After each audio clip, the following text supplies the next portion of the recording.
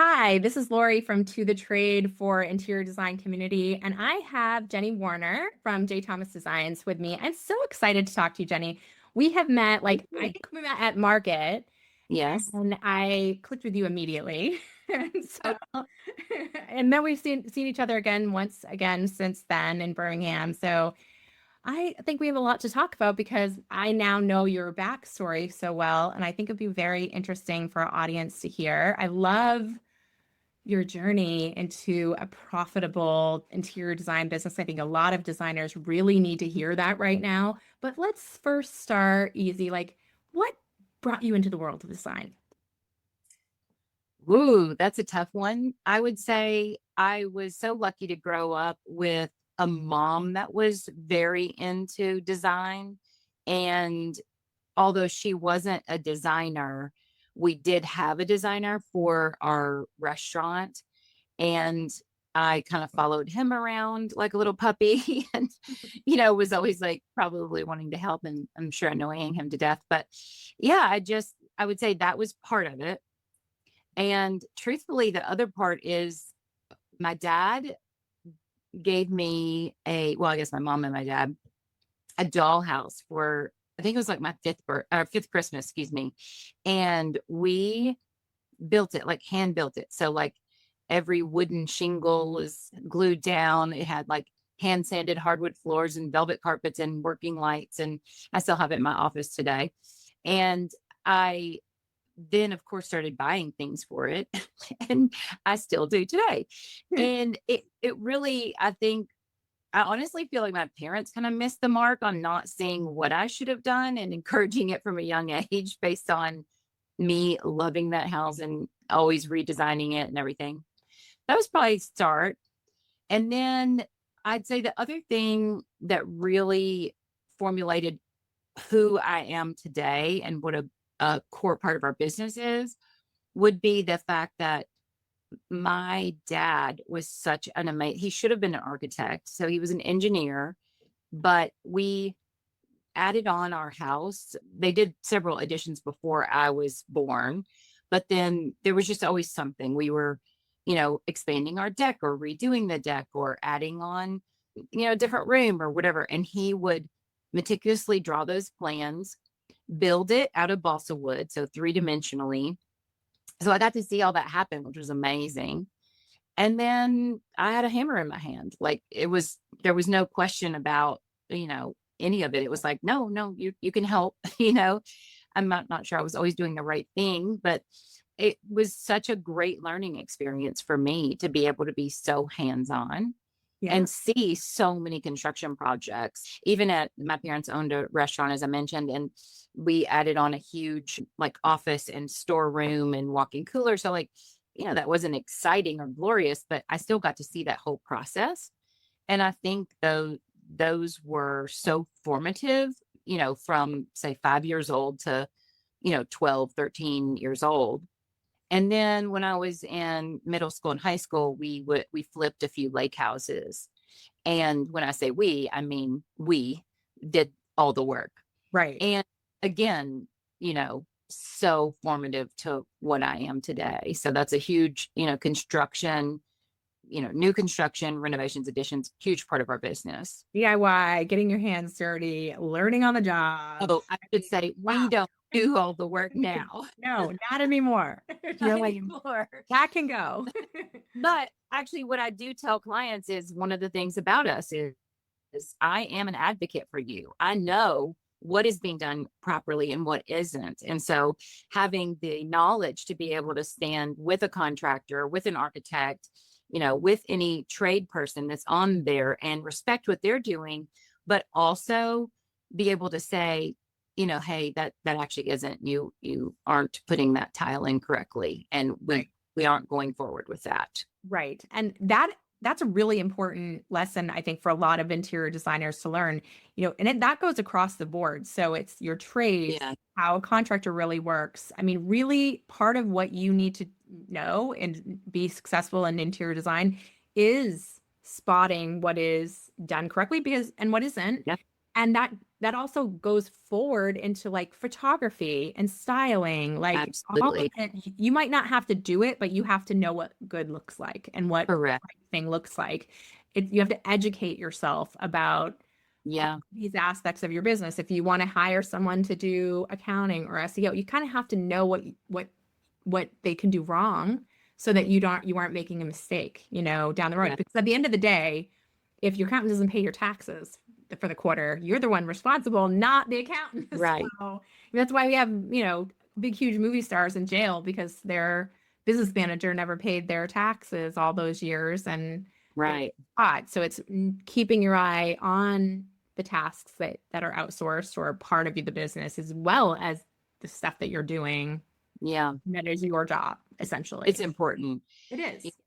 And that's, all those projects are like such a living, breathing thing that it is just so important to be symbiotic with all those Sure. trades, be able to speak that language and again know those details. Right. So, and don't get me wrong, a lot of that has also come from, I'm 24 years in on this business. So that's, You has learn. come from that as Yeah. well. I, Yeah. t- I actually tell my kids this all the time, so I guess it would be good for anyone. I learn something on every single job I do. That it's if you aren't learning, I feel like you're dead in the water. I agree. I agree. I mean, things change all the time. And Mhm. so I just kind of like was talking about that this morning and thinking like, when you're first in the job, like it's so important to have mentorship and have Yes. your eyes and ears open and absorb everything. You're like this little sponge and you're trying to like watch everything, learn everything, hear everything. And then as you go forward in your career, you become more you're still doing that, but it becomes much more filtered and much more nuanced because of your Yeah. experience and what you can kind of go, oh, well, I wouldn't move on this, but I will move on this. Or that's useful information, but that really isn't, and you kind of have, or I've tried that and it didn't work for me, or those kind of Yeah. happen. So I feel like that's why you and I hit it off because I think we're so captivated by all this information. sure. Yeah. Yeah. Yeah. We're, I love new things. I just was yeah. playing around. So I did a AI talk in New York City with Jenna Goodzik, like Yes. just I think it was like a month, Her, something yeah, like her, that. She's so just, great.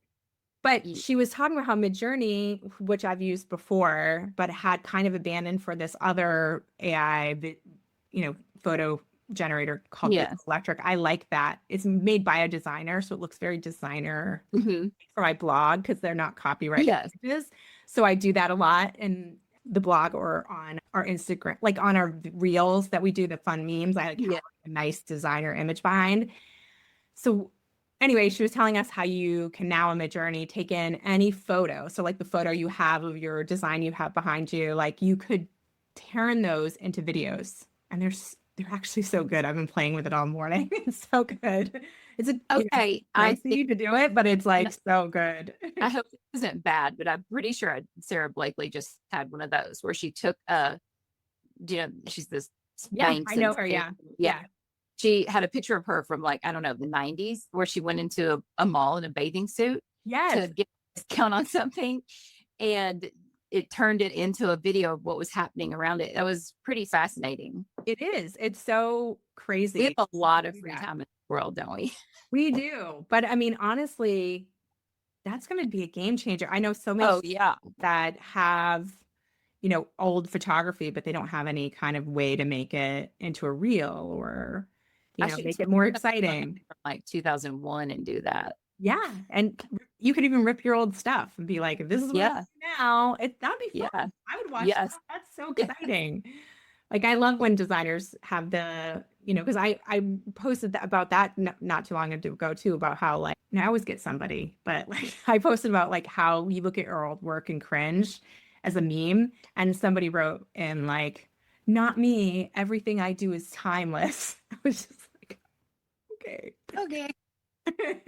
We Some of us went through the 90s in those colors, The so Tuscan kitchen they era. were enjoyable then. But Yeah. I mean, I mean, we it wasn't bad. I liked but Tuscan kitchens back then. I'm not gonna lie. absolutely. In fact, and actually, that's such a good lead in to the fact that we're like so many people are wanting to like neuter their homes now. It Right. whiplash to that. And I'm like, okay, let's not go that far. Right. Let's Let's not make everything have beige. How about personality. that? Yeah. Yeah. But you had, Uh, so we went to dinner and yes. you had this amazing story about how your dad kind of had a meeting with you after your first year in business. You're so excited. You've got, your first year down, and he went through your P&L, and what happened? Tell me all Yeah. about it. I was so, so lucky to have parents that were entrepreneurs themselves. And also, my dad spreadsheeted everything, which is like, the exact opposite of as a Okay. operative what I want to be working on. I know. My And husband literally says to me, you are chemically resistant to organization. that is so me. But it's It's just funny.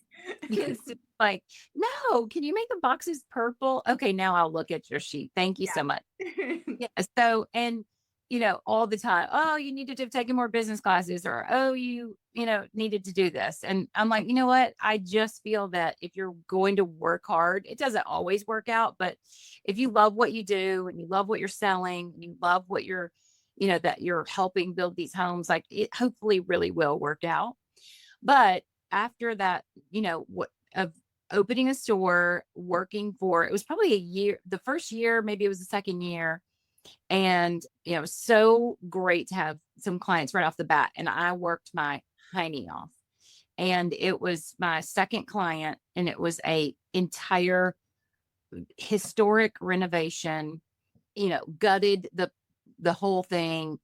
I was there. They were both doctors. I was there every day checking on things because they couldn't be. I mean, it was like your dream job right off the bat.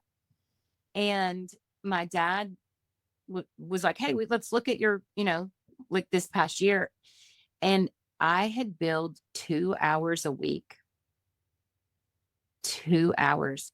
And it was 100% my fault. It was me not billing. It was me being like, oh, no, I shouldn't really bill for that because, I'm just so sweet, Yeah. and well, You're no, I really, nice. I don't want to bill for driving over there, or I don't, whatever. And to be honest, I think everyone, I know you talk a lot about, a little bit of standardization, not across the board, but that would be nice. And part of me is like, I also feel like people need to not hit bottom, but they need to have skin in the game. They need to go, wow, that okay. No, that is not. I was working like every minute. And at that point, I was running a store and doing all my design clients either before or after the store opened. So, I mean, when I say I was luckily young and single and could burn the candle at both ends, I was burning the candle at both ends. And it was, it hit home so hard to see that on paper. And Right. again, the spreadsheets are not my thing. To be honest, I still don't make them, but now I have a bookkeeper and an assistant that, help and kind of put it in front of my face. But that, that hits home and you go, wait a minute, I am worth more than this. Like Right. I am working for you. I am doing things that you aren't doing yourself. And that is a service. And there's a charge for that service. Right. Right. And we had a dear friend, designer, New England Home Design and Design Interiors. I think New England Home, I think Design Interiors. She was saying that same thing, basically. Like, honestly, I can't really, like, I will burn out if I am not making money. I will start being resentful against my clients if I'm not making money. And I want to love my clients. And so if you really want to love your clients, you have to bill for your work, or eventually that's going to erode your love of the work, your love of, just the client. So true. So it's going to erode all the relationships you have. I Even mean, not you just, like to eat. I mean, I yeah, like to eat. I like to pay my power bill on time. I mean, sure. and PS, like the truth of the matter is, name me anything else. One thing that they aren't paying for. they're paying the contractor. And I don't mean that. Are they paying their dry cleaner when they go to drop off their dry cleaning? Or does the dry cleaner go, well, I know you dropped off 20 shirts, but I really only billed you for 13. Right. Because No, you're nice to you're us. so Come in nice. a lot. You know what I mean? It doesn't matter. Your doctor, oh, well, you've had 8 warts removed. I'm just only going to charge you for 6. It doesn't matter. Right. Any other business. And I don't know why I do know that this is a luxury. This is Right. not, this is not for everybody. This is, it just is what it is. This is a luxury for people. So if they're making the choice to pay for it, it's also an insurance policy, in my opinion. So, Right. Yeah. but it's just part of, why you can't, you're devaluing yourself Right. if you don't just say, here's my bill. Like, Right. And there are some things I will say, I know thousands of interior designers. I've talked to thousands of interior designers personally in DMs or in phone calls or Zooms. And I can tell you a lot of designers do two things that I kind of understand sometimes, but I don't condone, which is like sometimes I'll see designer who bought a product that just had to be in the space and they'll do it because they want the photography or they have an idea that they really need to level up or whatever that might be. I don't ever condone that, but I have seen it happen. And the other thing is like taking responsibility for things. Sometimes it's like, well, this is a really good client. They've referred a lot of people to me. I really need to take responsibility, even though it's not my fault. You know, and I find that to be also really problematic. I don't think it's necessarily you mean like responsibility for something on a job that wasn't on the theirs? job that wasn't theirs, Yeah. you know? Yeah. I mean, I think you It is. definitely have to. I just feel like it's always the designer that has to take the hit. Always. Like, Yeah. you guys are the first ones to be like, "Oh," because you have the strongest Yeah. relationship with the client. You have the Right. closest relationship. You get very intimate with the client, and then they become not friends, but friendly, sometimes friends, and so you're the first things that the contractor or the tile guy or the painter sometimes are much, much more reluctant to eat. Yeah, it's a hard so those are hard things. I mean, we've definitely had a couple over the years. I mean, Sure. we like if I showed you some of our paperwork, I mean, I go through and highlight and triple check and we do a check and balance between my assistant. I'm not buying someone's tile and I'd rather buy my own tile. So, Right. we are really, really tight on our, ordering and all of that. But I will say, I mean, there's been times where something has happened. Sure. And I had it was like 2 years ago, we were building something, great client, entire home, love the client. I mean, great. And it was really actually the tile vendor and the shades the bull nose was not the same shade as the field tile. And it had started being installed. He didn't catch it. Kind of the tile guy's fault on that as well. But when we went back, the company wouldn't do a thing. So I will tell you right now, I did replace that tile because I wanted to maintain that relationship and I wanted to keep the project moving. So I don't want to upset the builder, but I will never in my life step in that tile showroom again. Right. And I will tell any designer in Atlanta or anywhere else where not to go because Right. you aren't be supported. Right. And it was clearly them. I mean, they came in 2 different shades. I mean, there are going to be things that are your fault. Absolutely. So I think it also depends because if you're walking a fine line. I don't ever want to lose a builder. Right. I want the builder to be happy with me too. So I'm sure there have been a few things where we've helped take the hit maybe, but in general, I lean more towards trying to be that advocate for my client and saying, unfortunately, this is really the tile guy. But, right. I try to do it in the most diplomatic way because I also don't want to lose, No, you want to preserve relationships and you want to make sure you're a team player, but at the same time, you don't need to take the financial burden all the time. Right. And it's very tricky because sometimes, the overall aesthetic is your responsibility. And so Correct.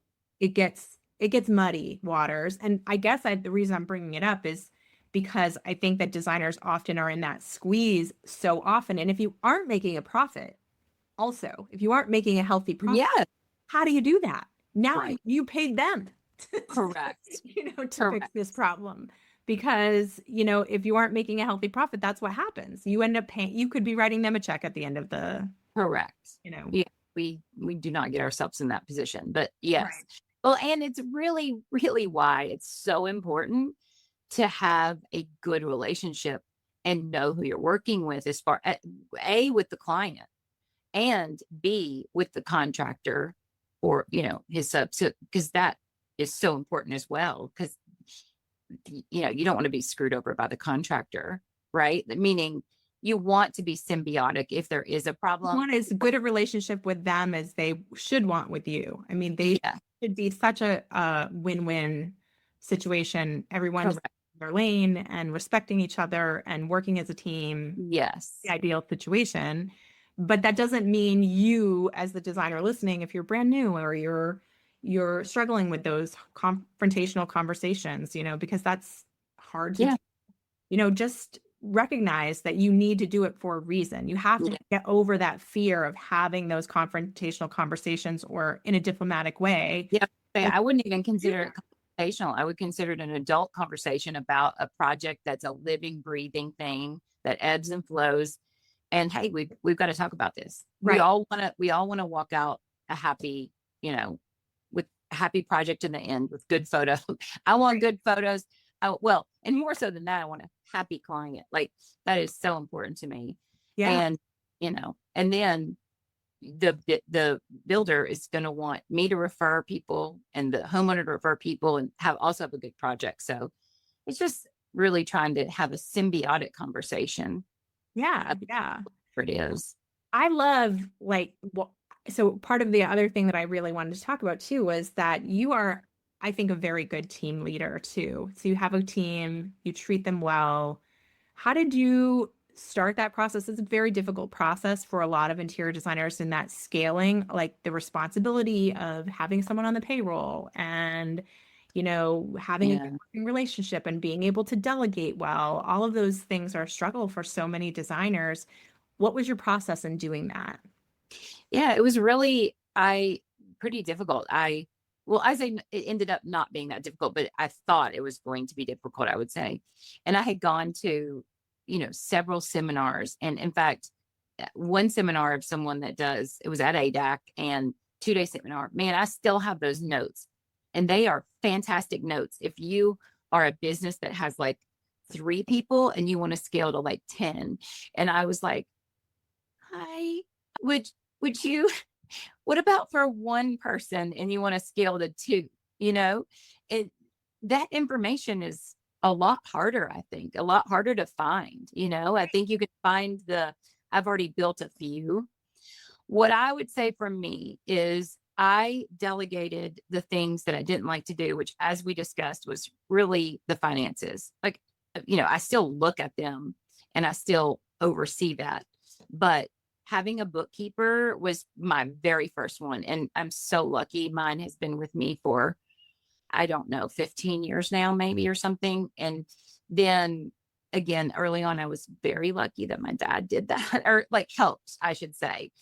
And he helped me, get that set up, because you do have to do, all of the things. I mean, I am a corporation and there's all sorts of paperwork that comes with that.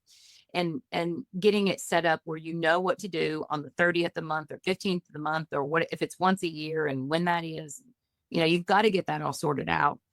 And then, so for me, the bookkeeper was the first one.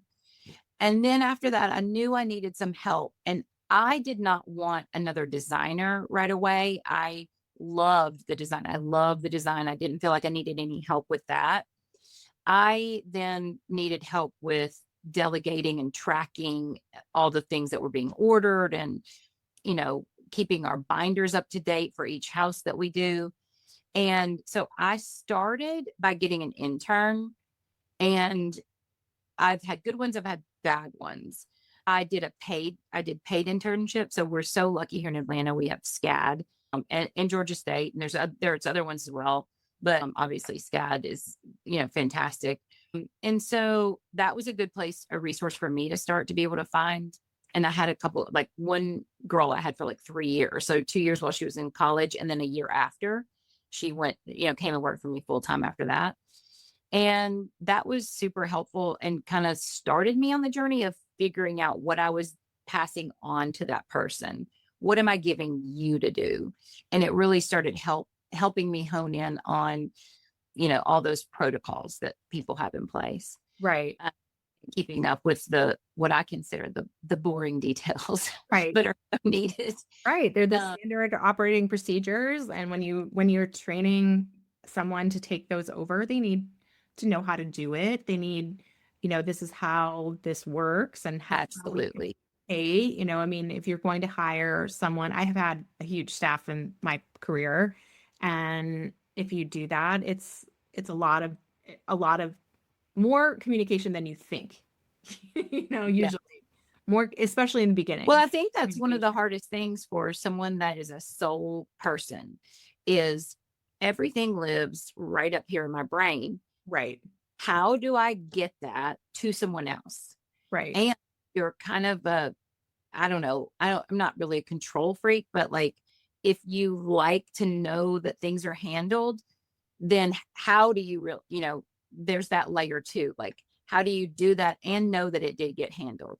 Right. And so I think just it's a learning curve. So I very much learned from that first and second intern, probably as much as they learned from me, because I wasn't sure what I needed to pass off to them. And then just was, trial and error on that. And for me, it's all of the tracking of, everything our install. I want, now. So let me back up to say, so I did that. Then I kind of found that it was a little too youthful from, like the sort of intern situation, but I learned that I needed someone and what they were doing. I wanted an older person. Right. And so what I really started doing, because we live in town Atlanta, is I put feelers out and I was like, hey, I want someone to come work in the office, very symbiotic. It could be 5 days, it could be 3 days. If you live nearby and you want to go home and let your dog out at lunch, like that's what I'm looking for. And it has since worked. Like basically, I have found early empty nester that is neat. It's great for them to have a little extra money. They may not want to work completely full time. And it works really well from my office. Right. And that's who I've had after. So Right. I've had 3 of those. Right. So, and we are just, unless we have an install, if we have an install, I need you to come dragging your bloody arm behind you. And Right. we are getting this done. You need to get it done. But any other day, I just want to I want to be this way with my clients. I want to be symbiotic. And same with my employee. If your dog is sick and you need to go take it to the vet, I'll see you tomorrow or I'll see you this afternoon. Yeah. Right. And tomorrow we may stay until 7 p.m. Right. Okay. Like that's fine. I'm Yeah. good with that. Yeah. We did yesterday, for example, we were installing 16 bedrooms in these 4 projects that were right next to each other. And we got there, we started at 8 a.m. and we were leaving at 7 p.m. And normally on install days, we go it's called Treat Your Feet. I don't know if people have them here. I love this. I really We wanted to ask you this too, because yeah, we put it out that today that what do you do to celebrate the end of a project? What do you do to pamper yourself, yeah, reward yourself? And surprisingly, like a majority of designers said nothing. I just start the next project, which I was like, no, like I mean, even really like the science behind this of like that dopamine rush of rewarding yourself, yeah, love your job more, it makes you feel like there's a finality and an ending, and it kind of like resets your brain. So it's really important to have a uh, reward, whatever yes, that reward might be. And you do this for your staff, which I was like, yes, this person yeah. knows what they're doing. Well, I mean, self-preservation too. I mean, I'm Ooh, new. yeah. But yeah, so it's sometimes it's just my assistant and I, sometimes it's the other two girls that work, some, and it just depends on the size of the install. And yesterday we were so hot and so tired. We were like, okay, we're gonna do it Monday. But we will go do that. And Yes. we'll start our week off and doing that instead because we deserve it. We were Right. on our feet. She went above and beyond. I went above and beyond. We were, always on install days, it's just above and beyond. Now we're not like, oh, look, we put a lamp in. We better go get our feet. Like, No, no. no, this is like a real day, And then I would say the other thing, as far as like rewarding, is, if we're out and our meeting went longer, my assistant tends to bring her lunch almost every day. But if we're out and our meeting goes a little bit long, we're going to stop and pick up lunch and then I'm going to pay for that. Like, it's just, every so often that'll happen. And my assistant, she really is truly amazing. And I was just gone to Maine a week ago or whenever it was. And, I'll bring something back, like almost every trip, because she's helped me put it in Google Maps, or she's helped me type up my itinerary because I don't like doing those kind of things. And I always try to bring her something back just as a treat. So I don't know. I think there's so many things that little things that you could do. It doesn't have to be huge.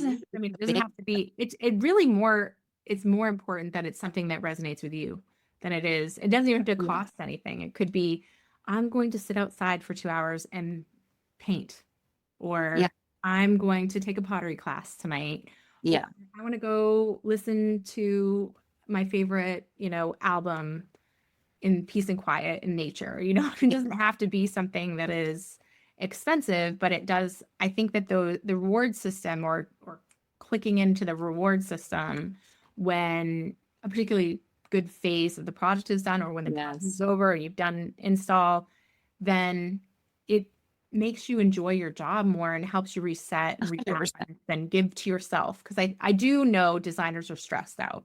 I feel, Oh, I mean, absolutely. obviously I absorb it a lot just because Yes. of, Oh, you're a designer? That must be so fun. oh no. It is fun. And It as is. my Some husband will parts of say, it fun. Some parts of it are really yes. fun. And some, My husband, my husband says, I know people think you're a designer, but really all you do is deal with broken crap. right. That's You're a bro- good way to look at and I'm it. like, yes, Sometimes, sometimes. Those definitely take longer than the non-broken crap. yes, yes. Yeah.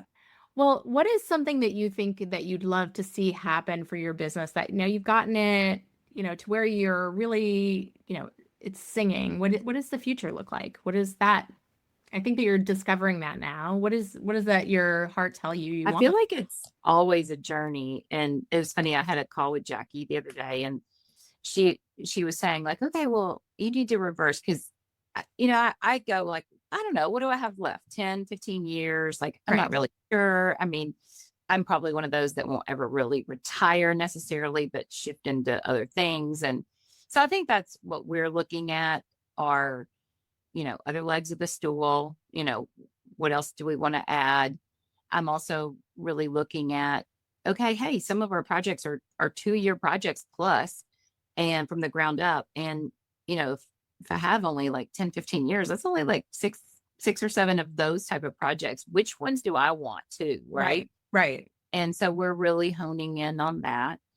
And I guess that's a little bit legacy type questions, but she was saying, well, you need to think about like your retirement and, what you want to work toward. And, you just work towards that. And I think I'm such a creative person. I went, like, I don't think I can work towards one thing. What do you mean? I'm not going like this. Like, I'm going like this. Like, I want Right. to 40 things. I have all these ideas brewing around in my head that I want to play Well, I around. think, that part of that is too when your kids get older Yeah. and, the time that you had to spend. I know for me, that's what's been happening. I have had friends in the same age group, and I'm like, you do that, didn't build a huge community at the same time they were parenting. So they're like, what do I do now? Like, I've been spending all of Mhm. this time raising these people. They were my primary focus.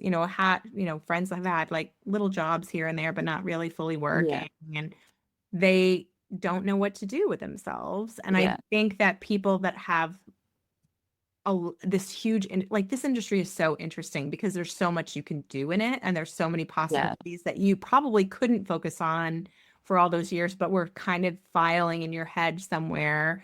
And now you have some time to start thinking like, what is that? What of those ideas is actionable or that What I are we? really still want to do? Yeah.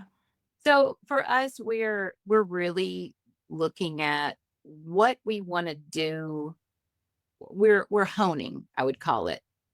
We're sharpening, we're honing. We've already built, I think, as far as the design goes, where we want that to be and what systems we have. And so we're just refining and honing and sharpening.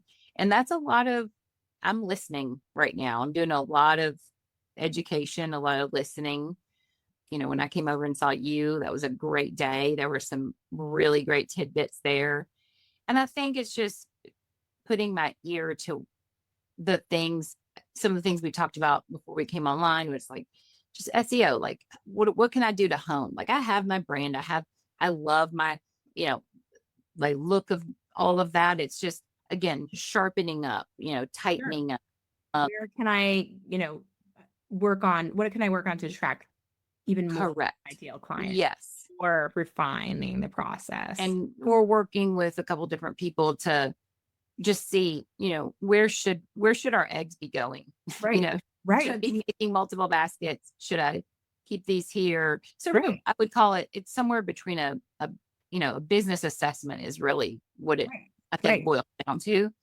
And I've been probably a good hard 6 months, but I think that's probably going to be at least a year process of, to get to where I feel like, wow, that really paid off of, Right. you know, all the investment I made and, listening and taking all those tidbits and honing in on it and taking some action on. It's really smaller things for us. So it's not like I need to burn my website down and start over. It's No, like, no, I no. need these tweaks, Yeah. and Yeah. wow, you don't have that turned on. And, so you've got to do that. So that's really what we're working on. And I will say out because I just love her. She's also a caveat on our board, but there is no one better, I think, in that assessment of a business at that level that other than Shemin. And you can look yeah, at her at shemin.com. Like she's been an editor for Elle Decor. She was vice president of Hypermarket. She started the Style Spotter program. She works with some of the best designers. I can't promise she takes, if you're listening, I can't promise she'll take you on because she lives a very comfortable life where she doesn't really have to take on every client, and right. she likes to work with people that, Yeah, you connected us, and yeah, that's she is. Yeah, Shaman Taylor Smith. She is amazing, amazing, amazing, high level, and because I've watched a lot of designers come to this process over the 12 years I've been doing interior design community, that sometimes diversify into things that might be more vanity led, and actually take a lot of profit from their last years, which are your most highly profitable years of your career. So really thinking about this, so maybe that book deal you want, or that licensing deal you want, that might initially be very expensive for you to do. yeah, It might cost you money, not make you money. Certainly not right away. At the show house, those standard things that, at a certain point in your career where you have clients coming in, it's not quite as necessary to have that expense. And so things like that, just really thinking yeah. It's really sometimes it is important and sometimes it isn't. It's like, where yeah, are you in your career? What is it you're trying to do? Where what are you going to do with it? Because those things don't make money. They do sometimes make you money down the road. So yeah, somebody who buys the book might become your best client you've ever had. True. Or you might not have that. Someone correct. who visits the show house might be the best client you've ever had, or it might not happen. You know what I Correct. mean? So people do buy into momentum. So knowing what that momentum is that is profitable at the right time in your life is super huge, super huge. Yeah. And there's a real vulnerability there. I was talking to Jackie, and I was like, "Oh, this is kind of me being vulnerable. I'm the one who is extremely clear on my decisions all week long. Like, yes, this fabric. Yes, that's the tile. Yes, we'll take that project. Like, I'm the person who is, looking at that, seeing what's coming, reacting, making those decisions, making sure we've got all of our agendas made for the week. I mean, there's a lot of like, well, I say there are unknowns, but like I'm making a lot of decisions. I'm the decision maker, right? And then you also want to access this entire part where you want to grow. And I think that's kind of tough too, where you really have to like dig deep, open up, literally look at someone. I mean, I looked at you and went, help. I was like, hi, you look really sweet. Thanks for helping me. Can you help me with my whole second part of my life?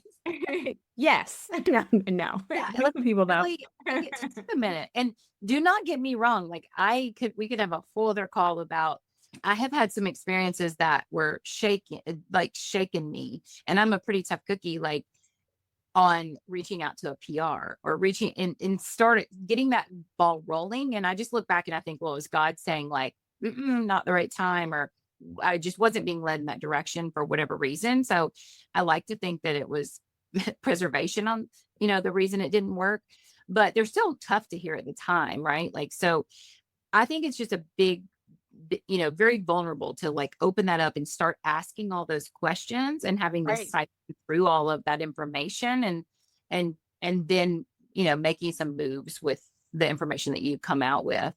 Do you And think that part of that is you have, I mean, I would just say as an observer of designers, there is ego at play. And sometimes, the way other people perceive you when you've gotten 20 years down in the business and you're successful and you have great projects and your work is so good, it almost pigeonholes you into not being able to be vulnerable to say, I don't know this, or I don't know that, or I need help in this area, because the perception out there is so, well, that designer has it all together, and nobody wants to ruin that feeling or that right. that perception out there with about themselves. Yeah, I don't know. I definitely don't think it's like ego for me. Like Oh, not you, but I'm, but I'm yeah, saying but like I think I that's think that's part a of it. I think it's more for me. It's just like that I'm the person that's supposed to have the answers all week long sure, and sure, month long and all year long. And then it's like, okay, but I don't have the answers over here. right, and Help, I'm uncomfortable just with like that. Yeah, it can be kind of uncomfortable. yeah, yeah, And it's been great. Like I have learned so much in the choices that I've made in like the last 6 months. And I know I don't know yet what it's going to be or how it's helping me, but I know that it is like, right, it's been fantastic.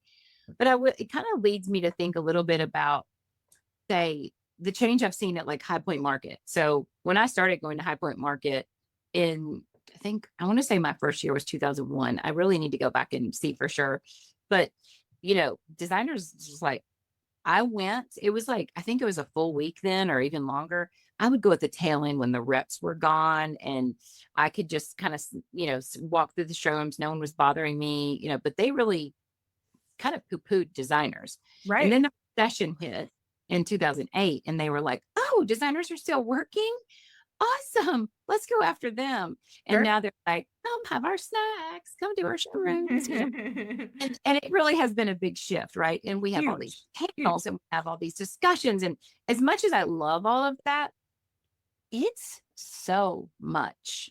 Yes. Even for me who can like tune out some, I can't even imagine all these younger designers coming in and being like, oh no, like I'm not doing that. I haven't built that up. Like it's almost like, is it there's sort of a fine line between it being detrimental because it's so much information and you have to figure out what you don't need of that information, Right. right? You Uh, absolutely do. That is, I will say that is 100. If there's one thing you can take away from High Point is go there with the biggest filter you've got on, because yes, if the advice you're hearing doesn't sound like, just seems shocking to the whole room, or everybody's like, it's probably not really good advice, because nobody right. should be shocked about I something mean, that yeah, you're I saying. have I've heard heard some things. crazy stuff at High Point. I'm not gonna lie. I offline, I'm gonna tell you one, and Yeah. but it was something that went. I cannot believe that you just said that, and Right. you said it, and it was. quote unquote a, high level person. And I was like, I cannot believe you just sent that information out it to so many people. That was so wrong. Like Right. that was so wrong. Right. Anyway, Yeah. yes. And you have to go, yeah, that you have to know who you are and go, yeah, that's not for me. Right. I Right. need this or I need that. Cause there is really good information. There is, but you do have to weed But through it. I mean, cor- anyone can be placed on a panel. Anyone. People ask to be placed on a panel. PR agencies ask to place you on a panel. Sometimes the brand is asking the moderator to place someone on a panel. Mhm. You've never met them really or know what their business acumen is like at all. I try to make sure I'm very vet the people on my panels, and I typically don't have, and I probably should do more of it, but I don't typically don't have designers on my panel. I typically try to bring in people that can help designers that I know, I- like, here's a really great finance guy. yes. Here Yeah. is somebody who has an overview on project Yes. management software that you've never heard. Here's somebody who Yes. understands photo styling better than you could ever imagine, or a lawyer who can understand contracts better. Yes. Because to me, I want you to walk away with actionable advice that So matters. important. And Like, that's this is important how for this will help your any business. level. Yeah. But even for someone who's been in business as long as I have, like it's great, especially if you do want to grow a little bit or a Right. lot. I mean, it's that those are you've had fantastic people on. Oh, Yeah.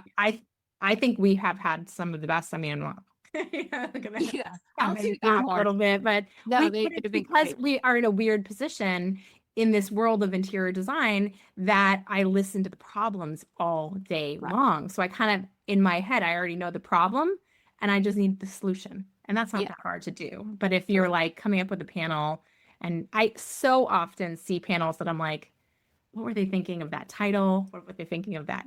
I never get that question. If I can never get that question, why is there a You panel on it? yeah.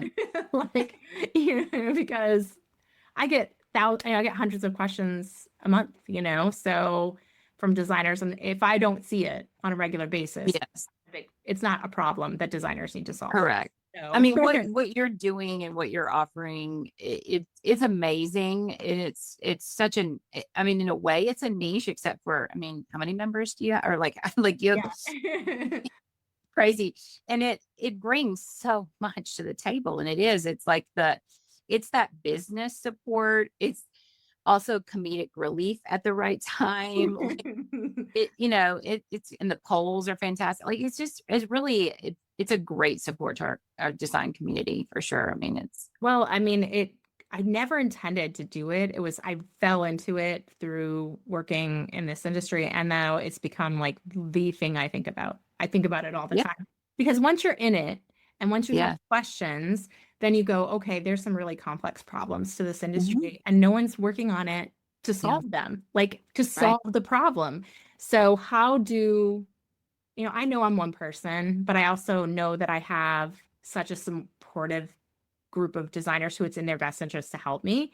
So it's not like I'm really one person. I've got a army right, at me that yeah, will rally and help. And so that kind of thing, it's like always like, how can I make real changes? Because even though we have a lot of fun and it is really lots of memes and jokes and questions, yeah, we have a lot of fun. But yes, and that's the main like that's a huge focus. But because of it, what trickles all down is that there are real serious problems in our industry that we need to solve. There's a lot of misogyny. There are designers who don't have any retirement savings. There are designers that have very difficult time selling their business when they do retire. They're designers without the proper insurances and too much liability and don't have contracts and the whole thing. I mean, I get those. I mean, you see, it's like a tip of the iceberg. You see the questions we put out there, but there are hundreds of more questions and Zooms and conversations that I have behind the scenes with designers for yes, free, just because we're supporting the community, and our sponsors that are paying for the community is what allows me to do that. But that is what I'm trying. I'm not nickel and diming you. I'm not trying to, you know, right, I feel yeah, like everything else is always trying to charge you, squeeze you, yes. want And from you. So the vendors that you have that support you, that's so, I I get mean, it. They're it's they're all great. designer brands that understand and Yeah, really want to learn and listen And I have I meetings mean, too behind the scenes yes, to educate them. This is what right. they would how they would respond to that. This is how they would think what they think about that. This is what they really want from you because I have so many designers that I listen to that this is what Yes. I brand. mean, honestly, across the board, I think Curry does they are amazing. I mean, I know a lot of great sponsors, but as far They as are so good. They are they are one of just my hands favorite. down the best. They really try so hard to have their finger on the pulse of the design community and everything that's going on. And I think that's just so important. Can I tell you, years ago, we have a small private Facebook group too. So it's you have to be nominated by someone who's in it to get in it. So it's very hard to get into it because you have to be friends of somebody who's in it, you know. Yes, but you have to friend me and I can let you in. But you have and we have Curry has been in there from pretty much the beginning because we were friendly with their family and so Yeah. they've been in there and they have said many times they're like, just like be because it's the rule is no selling. So it's like, Yeah. even though we will let in certain brands and whatnot, they can hear the problems, but they Yeah. can't sell. But they can DM you and say, oh, that discontinued product you're looking for, let me go into the back stock and see if I can find it. Yeah. Or they can message you and say, hey, saw you had a problem. Let me fix it. Like, I didn't know, your rep didn't tell us yet. Those kinds of things that senior leadership can do that no one else can do. And they have learned We talked themselves about and this fixed those uh, problems. Like they really do maybe what, 2 weeks ago? Know your reps. know them well, like their names, their wives' names, husband's Yes. names, like know them, not Yeah. just like kind of know them. Right. It's Absolutely. so important. Yes. If you're buying from vendors, like Yeah. I know there's a whole segment of designers that don't do that. That's fine. You're No, it's not. buying, but No, it's not. It's also if you very are horrible. Do not buy pay, from e-retailers who give you 10% and then also give 10% to your client and then yeah, tell them what you bought and undercut you every minute. Don't do that either. Get into if you're in this yes, for a business, you're in this to make money. You need brands that you can make money on the product. So 100%. And yeah, just know that there are other brands like you. There's a couple right off the bat. I mean, that I could say, yeah, we're unless I absolutely have to, like you said, where it's like this is the correct pendant light for this kitchen, and it's going to make my pictures look great. It's going to make the homeowner happy, like all the things. I'm gonna. There are so many other options out there right. that want to work with designers, and Absolutely. don't tier you at, you know, And honestly, if you want those brands to exist, you have to support them back. If you want correct. great brands that really support designers, part of that means trying to be as loyal to them as they are to you. If they're really Yeah, digging in and learning about our industry, we kind of have to support them back, and not always going with the cheaper option or the knockoff of their product, but the product right. itself, because we want quality craftsmanship and we want it to stay. And right now, I can tell you, it's not a great year for a lot of manufacturers. They're really Mhm. struggling. So anything we can do to support the trade Yeah. brands, the better. We want them to come out at the other side of this, just like Yeah. we want to be out on the other side of this. So that's my advice. It's good. Yeah. Yeah. Well, thank you so much. This has I been got so awesome. I'm going to make sure everyone has your Instagram, your website, and can connect with you, follow you, find awesome. out more about you because I think I'm a huge fan and I want them Well, to. same. We've had so much fun getting to know each other too, and Yeah, really fun to chit chat about absolutely. business, life, everything. I love it. I love it. Well, thank you so much. Bye. Bye.